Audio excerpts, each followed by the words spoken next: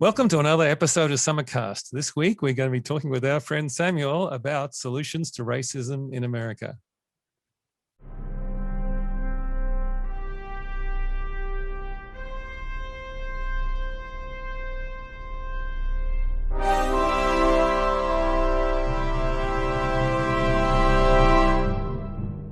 Good to see you, Samuel.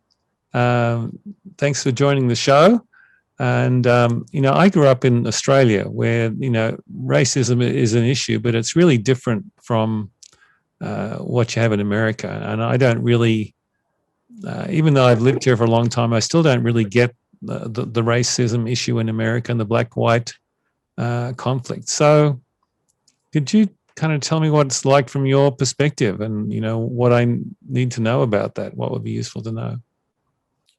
Let's see. Unfortunately, it's programmed into us at a young age, right? So first, I'm from Chicago, the south side of Chicago. How Chicago is set up, it's literally like blacks on one side of the city and whites on another, right? And then you have your Mexican neighborhood or Hispanic neighborhood, but for the most part, it's like the typical image of what you see on movies, TV shows, or like comedy specials of people joking about things. Like it's the typical image of racism is this. Unfortunately, maybe it's not as bad as people make it seems. Like I'm pretty sure you have your extremists with anything, right? You have your extremists with dieting, with religion, with racism, how people see differences in color of skin, but you have your small few of extremists like the KKK or something like white supremacists, black supremacists. But from what I've been exposed to in my life, has came more from the television screen. Mm-hmm.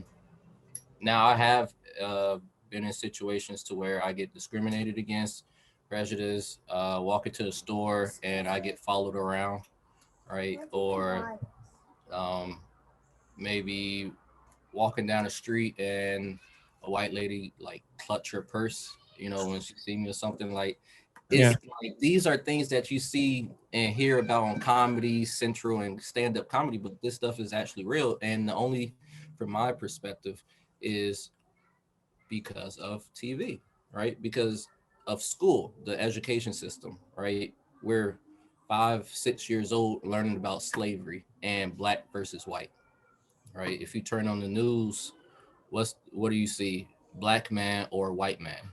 But then if it's another race, they'll say Hispanic, they'll say Asian, they'll call them by their actual, their actual ethnicity. But with Caucasians, Europeans, African Americans, whatever, Africans, they just call them black and white. So this is what I mean by like, it really starts with the media. Like I was talking to one buddy and he, throughout the last several months we've been talking, and first he totally hated Trump. I hated Trump, right? For pretty much his whole term until like the last few months of his term when I started to think, okay, why is he so hated, right? Like, why do I even hate him? Like, why? Mm-hmm. And I thought, like, do I know anything that he's done in office? No. I couldn't tell you a bill, a law, executive order. I couldn't tell you nothing that he passed, right? So I was like, okay, why do I not like the man? Right? Because before he became president, everybody liked him. I liked him, right? He was in rap videos, he was on TV, he was the man. So I'm like, okay, why does change? And I started noticing, oh, well, I don't like his personality. It's like, why don't you like his personality? Like, what's wrong with him? And then when I start like actually focusing, I'm like, he's just a man. Like, I don't understand. Like, I was like, okay, so why do I not like him? And then I started to notice more while asking those and contemplating those things throughout the week. I started to notice or become a little bit more aware of what I was watching, what I was feeding myself mentally, right? You are what you eat. And I started to observe what I've been feeding myself. I get on Facebook, I see some 7-second clip of him doing something stupid, right? Oh, whatever he did, and right, him saying something. Yeah. Right, he's saying something like stupid or harsh, And I'm like, oh, so that's it, right? I've been feeding myself only negativity things, negative things of this person, right? Every time I see this person, he has something bad to say. 7-second clip on him, him just being a butthole. And so that's when I actually started to do my research, right? What was he actually doing in office? I know we ain't not gonna get into politics on this talk, but I actually started seeing like, oh, he's actually doing some pretty, decent things while in office. And so then I started to question other people, right? I go out in public and people, oh, he's just a complete idiot. He's a this, like he's racist. I started asking like, why are you calling him racist, right? He was in rap videos a couple years ago, right? Nobody was calling him racist then, right? And he was like, well, his supporters, I don't like how he's handling his supporters because it's basically fueling the racism. I'm like, it's just one man. Like I can't even control my son, right? Right? I could tell him a thousand times not to do something. He'll still do it. For example, I told them, Noah, don't mess with me while I'm out here. And like in this moment, the blinds literally just opened up. That's why I looked over there. And I can't even control, I can't even control my own kid. So I could barely sometimes even control my own mouth, right? So how can one man control millions of people, right? And so then I started to explain to him, okay, research this, look at this, look what he did here. And then slowly he started to become a little bit less hardened of heart because then he started to do his own research on this person. I'm just using Trump for example. I think this goes for the entire right feud of racism in America because Hispanics are definitely in that talk, right? Is definitely in that discussion, right? And it's because a lot of people don't have the discernment to know when to question something. Really kind of always supposed to question everything, but I've seen, so in the last several months, I've seen my friend's heart and at least attitude. He may not still be a supporter of him, whatnot, but I hear less of him being so critical of him. And I haven't heard him call him racist no more. And like now he's starting to be able to separate the two between, okay, these people that follow him are racist. These people that follow him are, the people that always, go back to Africa, got type people and blah, blah, blah. Right. But this man can't control these people. Right. Only these people can control these people. And you'll be like, I'm amazed at what a 7-second video on Facebook can do to somebody's consciousness. Yeah. Right. And it's pretty tough. Yeah. I had a couple of things I'd like, which we could talk about at some point. One is the reparations issue, because it seems like kind of coming up at this point. And there's a black billionaire who put out a proposal, which was, he said the average difference in household wealth between black and white people is $300,000. So he was proposing giving over 10 years, giving every black person $30,000 a year or something like that. What? It just didn't seem like it would be a good idea. Anyway, so the Biden, I mean, the White House said that they would be open to looking into it. So it seems like it's probably going to come up in the next couple of years. So I think we could talk about that. And, we can talk about it from the spiritual perspective. There's a problem. There's a problem. There's a karma there because of slavery and how people were treated. And, the motive, the good motive behind it is wanting to balance that karma, is what occurs to me, which is a good motive. But then the complication, in a sense, is that, the people who were the black people in the last life, they could be the white people this time, and vice versa. So you're not necessarily, by just doing it, in a mechanistic way like that, it's not necessarily going to the right people or really balancing the karma. And in some cases, it may make it worse. I remember Mark Prophet talked about one of the black militants in the 60s, Stokely Carmichael. I think that's his name. Have you heard of him? No. Yeah. I only heard of him from Mark. Anyway, he was kind of really a kind of a radical, black nationalist back in the 60s. And Mark said that he was actually a white slave owner in his previous life, and he was a very cruel one. So he'd kind of come on the other side and was, just as militantly as he was anti-black, he was anti-white this time around. So it's kind of interesting, I mean, it's working out the karma and pulling out the karmic threads is a bit more complicated than just, giving all of this group of people, money. Well, and the identity also, you have so much wrapped up in your cultural identity or your race identity. And when you look at it from a spiritual perspective, it's like, oh no, we really are all brothers and sisters on this path. That you've been black, you've been white, you've been Asian, you've been everything in 1,000 embodiments. So it's it kind of allows you to see past the division that's, like you said, through the media. It's created by the media, it's created by these external sources. Because as a child growing up, best friend was a black person. It was like, I didn't understand this divided world that we lived in. And it's only when you start getting exposed to media that you start to get programmed into that. True. Very true. Or like how Jesus said, he asked him who's the greatest in heaven, and then he brought a child before everybody and was like, unless you become like a child, right, see the gates of heaven. And like you said, being a child will play with anybody, right? An Indian child will hug an Asian child, or, a white child will hug a black child, right? It's only through like the parents correcting their child, right? Yeah. So if you have racist parents, and every time you go to play with somebody of a different race, right, as a child, right, you don't see color. You, like my wife, she's a doula, a teacher for years, and she keeps telling me like about our 3-year-old, he can't compartmentalize things, right? Everything is just one big picture to him, right? Mm-hmm.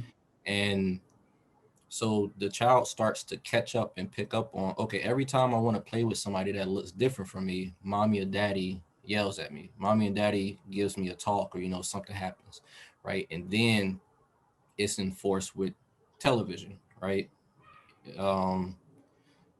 Let's not even on an adult level, let's go all the way down to like PG and G rated, right? It's usually like 6 white kids and then maybe like 1 black kid all the way in the back. And to most people that may seem innocent, like, oh no, you just think too much about it. But if you're constantly seeing a certain thing throughout your whole life and you only seeing one, makes like on the, I guess, subconscious level, it programs it like, okay, I'm the minority, I'm the oddball out, right? And then even if you look at the characteristics or the traits of like a cartoon character, usually the black one is probably the real typical media image of like, yo dog got like some like money chain, right? You're right. Yeah. Like, you feel me? Like, that's the image that they put out, right? And music doesn't help, right? But unfortunately, it's not just one thing, right? It's not just the parents, it's not just the TV, it's the music, right? It's not just the movie and the media, it's the school system, and it's like all tied into one plot to keep us divided, right? A house divided can't stand. So what are you all's perspective when it comes to maybe taking steps forward, seeing as like reincarnation, and you come back, and most of the time, or is highly likely that you'll come back as the opposite, right? Because we have to experience it from all sides. Yeah. So what about steps moving forward?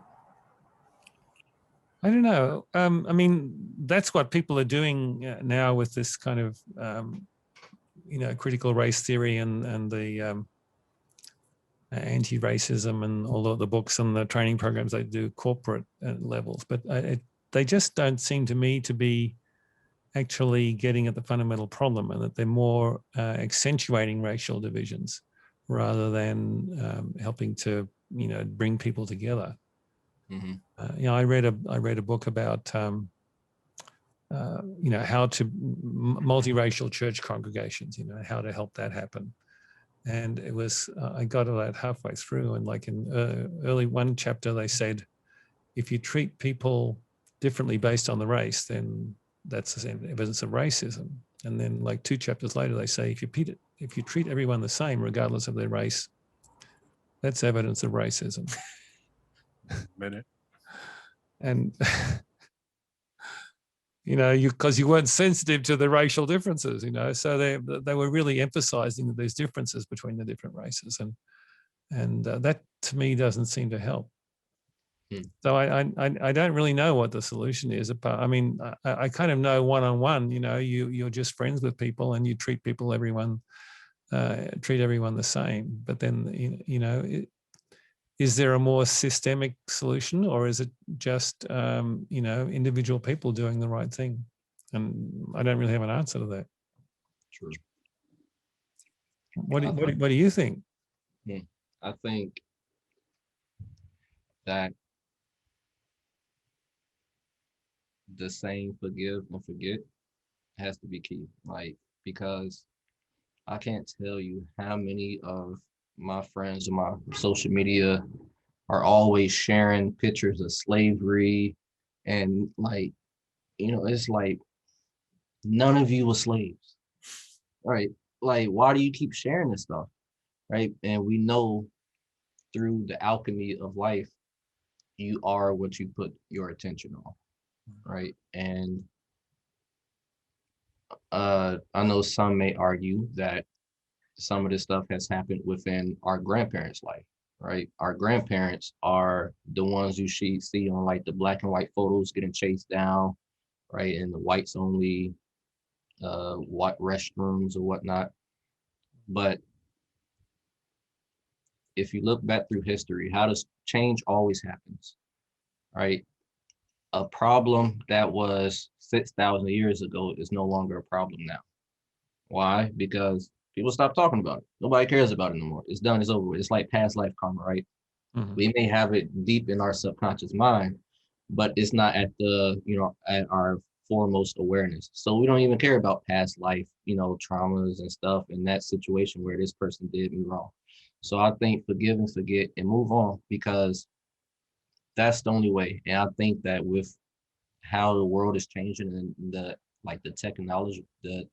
technology now is enabling generations to be able to look up things at the snap of a finger, right?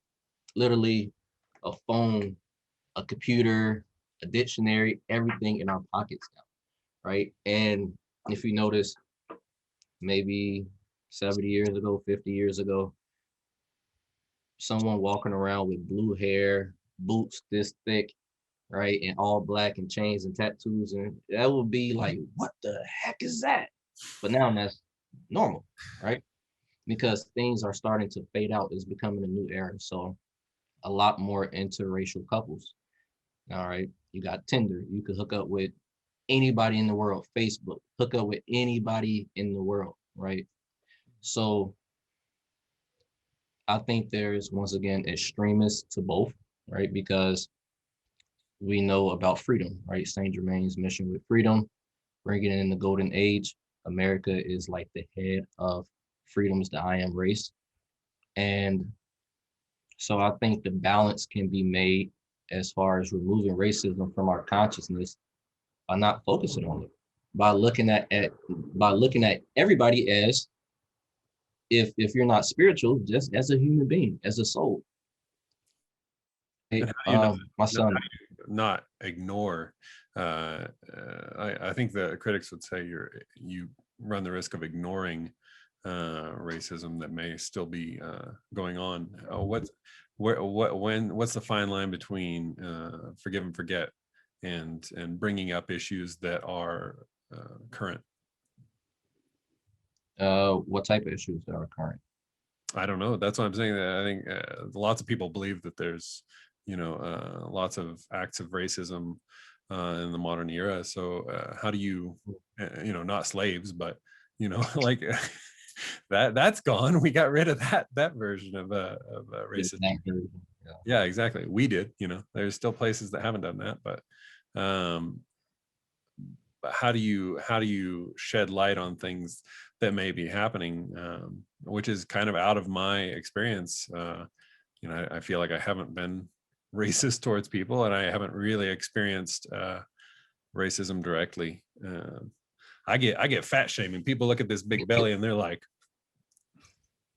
I see them look a little bit, and I'm like, yeah, I'm fat. Leave it alone. True. But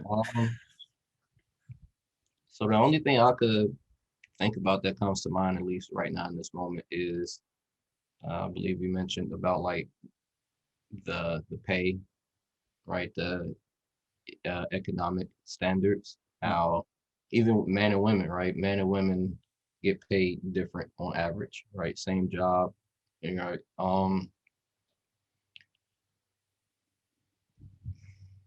that's a group effort. So is there evidence then that blacks as a group get paid less than whites in the same job, same level of experience?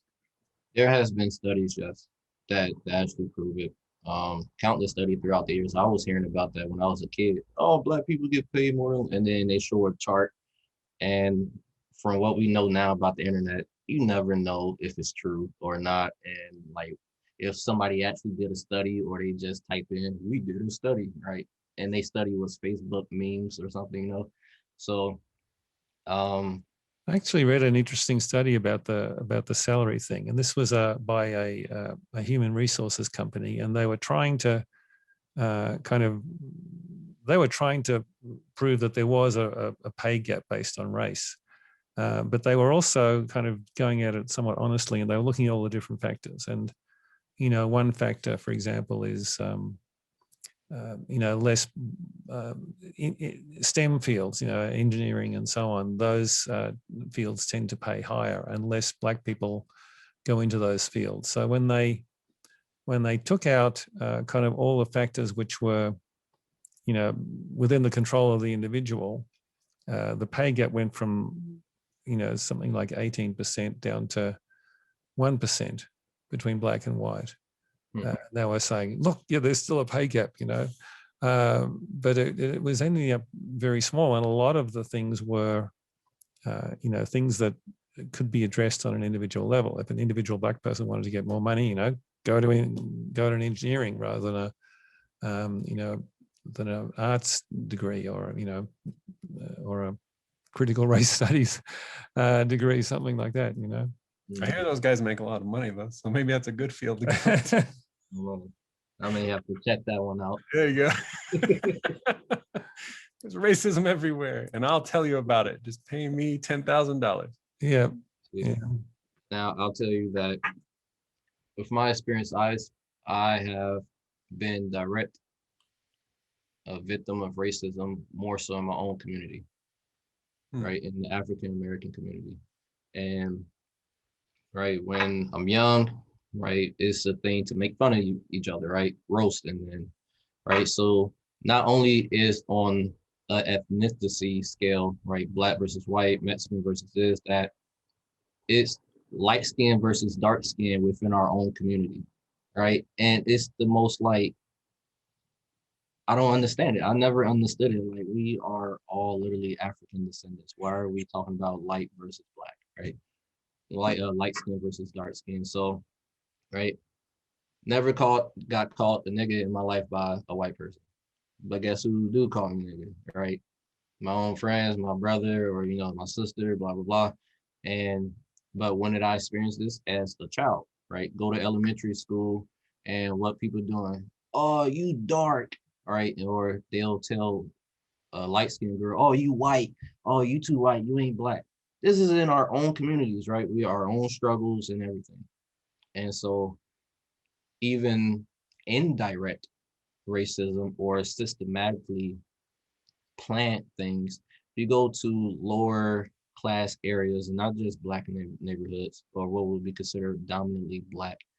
If you go to Hispanic neighborhoods, liquor stores almost on every corner, right? Fast food everywhere, You can't find nothing organic in these lower class neighborhoods. And I just recently found out, like, believe it's WIC or VIC, basically like food stamps or something, to where the government says, Women, hey, infant, children. Yeah.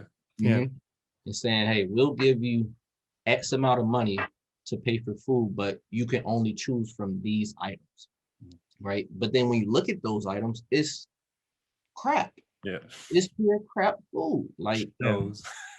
and you are what you eat, right? And so once again, I feel on a spiritual standpoint, I've always said this, but okay, if the devil is supposed to be the great deceiver, right? That means he's not the mediocre deceiver. He's not the he could lie sometimes.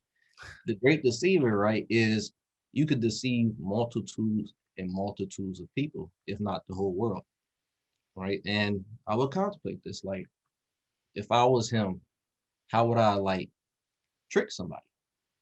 And it's not to get someone at you and I's age, right? Because now we're kind of getting set in stone. We start viewing reality and life a certain way. So it's harder to program us. Still doable, right? By all means, the human mind is very complicated, the most powerful thing in the universe, but it's still easily manipulated, right? But it's easier to program someone as a child, right? So first off, it's maybe better opportunities, right? I went to schools where books was so old, like literally it's just a page, like no cover, it's just pages, right? Yeah. Those areas need a lot more opportunity and stop. No, you asked the question, you was like, how to do it. Looking at someone as a human being is the first step, right?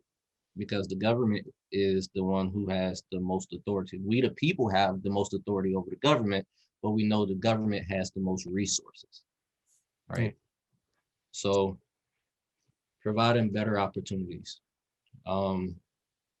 It's not a race. Like, whether you believe in reincarnation or not, if you look at this as your only life, right, will you die on the same spiritual level that you started on, right? Because we grow our bank accounts, we grow our families, we grow our house, the house get bigger, cars get bigger, everything gets bigger, everything grows, but yet some people die on the same exact spiritual level that they came in as, right? Even if they go to church on Sunday, every Sunday. So Yeah. it starts with just one person saying, hey, I'm going to treat this human being just like a human being, right? Not like an animal, not like what I see on TV. I'm going to change, right? It only takes one person to change, and that flame will jump from my heart to someone else's, right? And I think kind of the opposite is true. This idea that that perhaps people's opinions in both directions change. Like I never understood this whole white guilt concept because of that, because I'd had such a multicultural upbringing that it was just like, people are people. Why should I feel guilty about my friends? My friends are my friends, and we're all together. And so I think it's when you don't have that, when you don't have people able to interact at that person to person level, both sides, the white people become the enemy, and the black people become your scapegoat to say, I'm sorry, I'm so sorry, this white guilt idea. Yeah. Peter, what are your thoughts on that one? Yeah. I mean, what I'm hearing from what you're saying is kind of what I thought, all along, is that it really comes down to the individual and inspiring individuals to do better. I mean, you're talking about, that's the one-on-one, how you treat people. And I mean, what you talked about with the education, that's a really, really big thing. I mean, everyone has to have an equal opportunity education.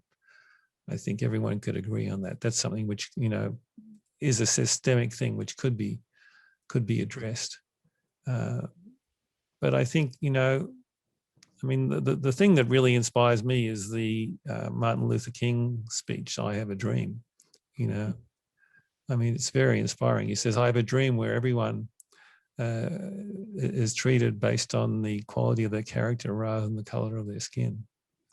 And to me, that's the goal. And that's what you're talking about in, it's how you relate to people. And if people have been programmed to racism, through schools, through parents, through society, through television, then it's important to be able to kind of help them get beyond that. And I think what you're saying is that you get beyond that by interacting with real people, of different races, and you find out that they're people just like you are, and it gets you past kind of seeing people through the lens of the stereotypes you've seen on television or from society. Yep. Speaking of Dr. King, he said that out of everywhere he visited, Chicago was the most racist city. That's above Alabama and Georgia and Mississippi. Really? Wow. And so, coming from Chicago, I understand the mindset of people there, right? And I tell my friends all the time, get out of Chicago, right? Go for a weekend drive. Like, you have to experience something different, right? And like, don't go from Chicago to Atlanta or Chicago to New York. That's the same thing, right? You just going from one city to another. You're going to experience the same things there that you experience in Chicago. And I'm sorry, car was going fast, but like, you have to go out and experience, like, go to an area where there's way less population, right? Go somewhere where there's no skyscrapers, right? And you will start to expand your horizon on how you look at the world, basically. Like, I've been fortunate and blessed enough to be able to have these experiences. Like, I moved from Chicago to Columbus, and Columbus is way different than Chicago, right? Because it's more integrated. I'm going to school with white kids and black kids. It's like, like, it was all new to me. Like, and I'm seeing like white boys walking around, like, just kicking it with the black. I'm like, this is not like this in Chicago. Like, if you see a white person in Chicago on like the hood, the south side, east side, they're either a crackhead or they're the law. And like, that's like pretty much. And if they're probably well off, right, and they probably just ran into some hard times, they're gone with probably a year later, they're already gone, right? So, but being in Columbus and then moving around, being able to go to the military, Montana, right, with you all, it really expanded my eyes. Like, we're all truly one, right? As long as I'm able to love somebody else like I love myself, which is sometimes a lot harder, right? Easier said than done, but it just takes the conversation, break the ice. Hey, how's it going? How's your day going? Right? And actually mean it, right?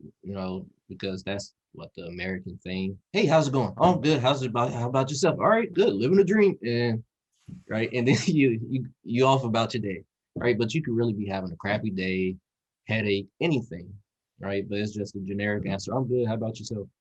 Right. But no, how are you? Like, are you just saying that, or are you really good? And you'll be surprised the conversations that happen. Right, you'll be surprised the friends that you gain from those experiences of just opening your mouth and saying, "Hey, how's it going?" Right, and just find something that you have in common. Right, if you can't think of anything, hey, I like those shoes. Where you get those shoes from? Anything to break the ice. My size. Yeah, exactly. Exactly. Love is key. Especially, it's easier said than done, but education, not just in the school system, but I think just through word of mouth, things like the podcast, what you all are doing, Facebook, sharing positive things, because it changes the image. Peter, you mentioned the reparations, and once again, like, I'm not gonna deny any free money that's about to hit my account. So, but right, so I got bills, I got debt, so hey, I'll take it, free money, right? But do I agree with it? Not necessarily, right? I understand it. I'm not saying they're right or wrong, but like I understand. All right, reason being because if it's I seen a quote the other day. You give a monkey a choice between bananas and money, it's gonna choose bananas every time. Why? Because the monkey doesn't understand the value of money, because money could buy way more bananas, right? For the same thing, if you give a person a choice between a job and a business, right? 9 times out of 10, they'll choose the job, right? Because we've throughout our life just been taught, oh, work 40, 50 years of your life, 401k, then retire. But because people don't understand the value of a business, right? So you can give a man $1 million and he'll blow through it, right? If he doesn't understand how money works. I don't mean like just go to work. Oh yeah, I have this skill. I work 8 hours, 80 hours out of my week, 160 hours out of a month. I get paid to check. No, actually how money works. How's the country ran? What about taxes? Do you know about tax deductions, right? Do you know what an EIN number is? Do you know, right, how to make money work for you, right? So you see every day people hit the lottery, boom, couple years they broke because they don't understand money. So if you give our community $30,000 a year or X amount of money a year of free money, unfortunately, through our culture, not everybody, because not all Black people, not all white people, not everybody's in one container. Oh yeah, everybody acts like this. No, but for the sake of like this example of lower class people, right? The lower class people need the understanding of how to handle it, because that $30,000 will be gone by tomorrow, right? You'll be seeing all types of new cars in the hood. You'll be seeing all types of Gucci and Louis Vuitton in the hood, but right, those same people will be on buses. Why? Because it happens now, right? Yeah. And they don't have $30,000, right? And so that would end up putting us in a not a revenge, but I think that could backfire, because then it's gonna be like, oh, I need some more. Like that wasn't enough. It's like a spoiled kid, right? If you keep spoiling a kid, that child gets used to it. Yeah. And then when you stop, then it's a whole now tantrum comes in. Oh, I'm gonna do this, I'm gonna break this. So I think it could backfire without the proper preparations of educating people of how to actually handle money, which will actually increase our economy, right? The country's economy, if a large portion of any race learned how to better manage and move around the money. So maybe that's a more important key than any cash reparation idea itself is the idea of just increasing the education especially in public education with entrepreneurialism. You said it. I mean, you just don't get that education in school. They're expecting your parents to teach you how money works, and if we were able to have intro classes on entrepreneurialism and on starting your own business and understanding how an economy works and how to succeed in that world, I think you almost the reparations would be secondary if necessary at all, because the people in these inner cities would start to see their opportunities to move out of that area, or to better that area, to create a new business in that area, and now provide jobs to other people, to improve the whole system. Yep. Yeah, I think that's really a key.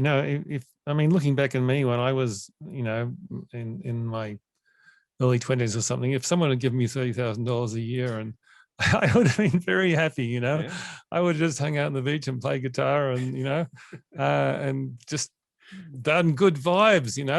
But I wouldn't have learned how to get a job and make money and save money and so on. It would have been actually a really negative thing for me, because I wouldn't have, learned how to look after money or how to make money. So, and I think what what you're saying is a really good point. You know, what's the real key is helping people to understand money, to understand like the concept of saving and investment, and you know, running a business rather than just you know, having a job and these kind of things. These are much more valuable in the long term, and those get passed down to the children. So it's a generational thing that it really lifts everybody up. Yep, definitely.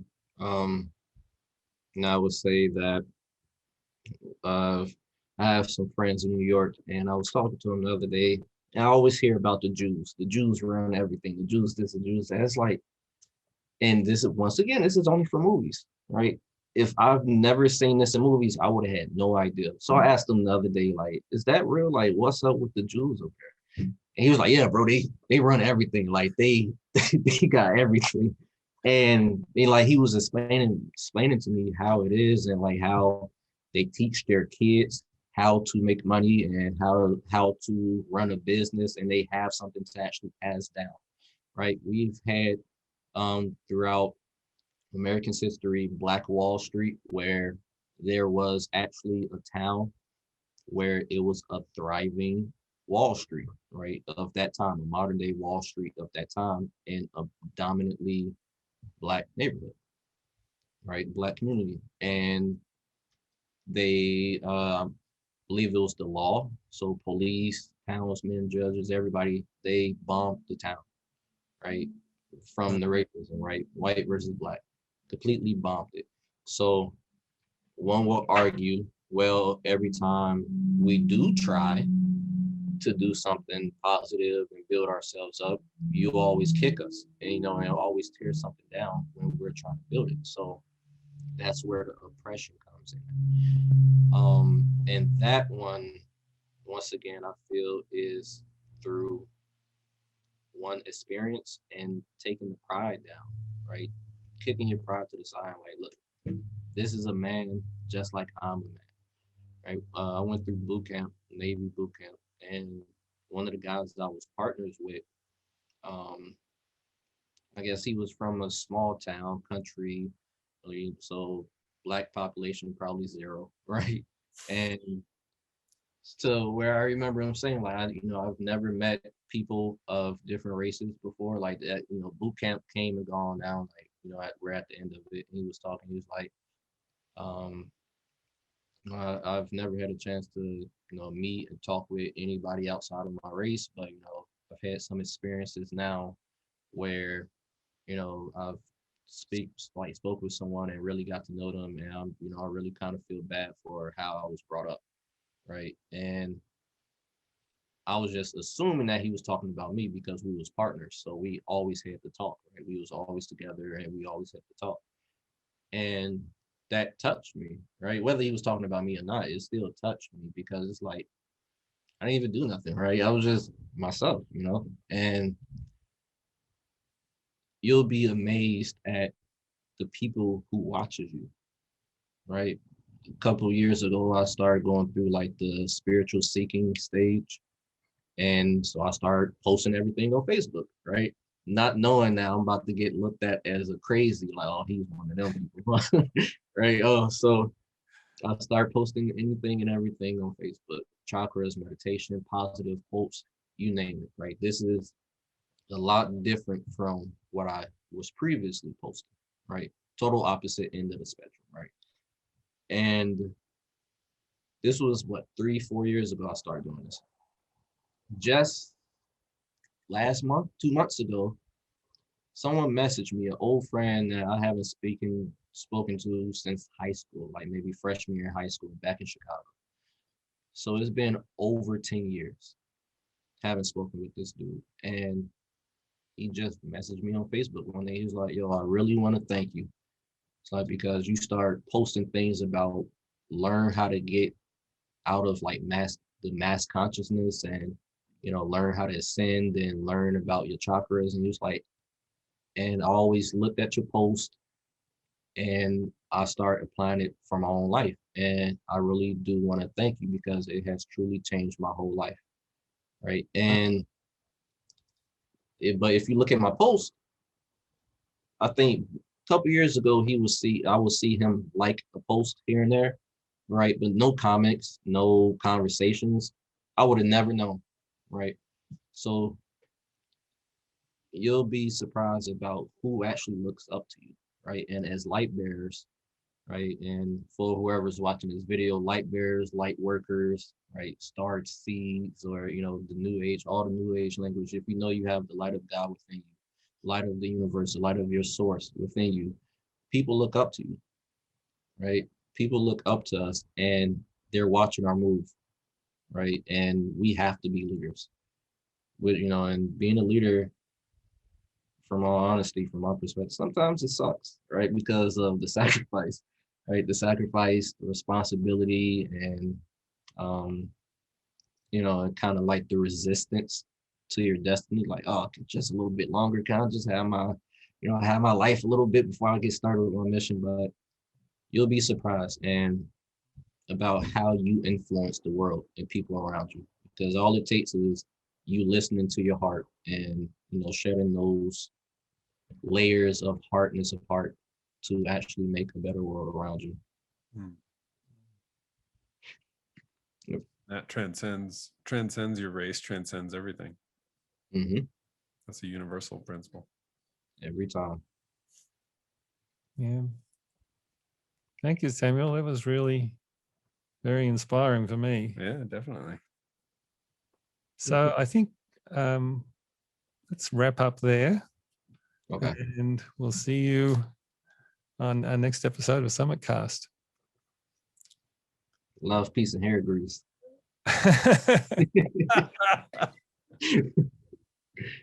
All right. Thank you all for having me. I appreciate it. I appreciate the opportunity. Thanks for joining us. Yep. Thank you.